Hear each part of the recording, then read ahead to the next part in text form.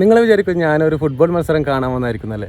അല്ല, ഞാനിപ്പോൾ ഉള്ളത് ചെർമൽ മലാങ്കുന്ന് തല്ലാണി ശ്രീ വയനാട്ടുകുലം തറവാട്ടിലാണ്.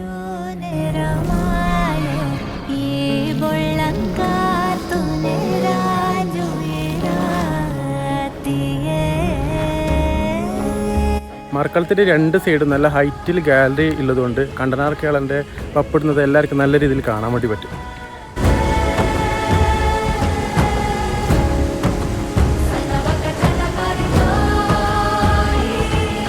ഏപ്രിൽ 18 രാത്രി ഏകദേശം 8 മണിക്ക് ശേഷമായിരിക്കും ശ്രീ കണ്ടനാർ കേളൻ ദൈവത്തിൻ്റെ വെള്ളാട്ടം പുറപ്പാട്.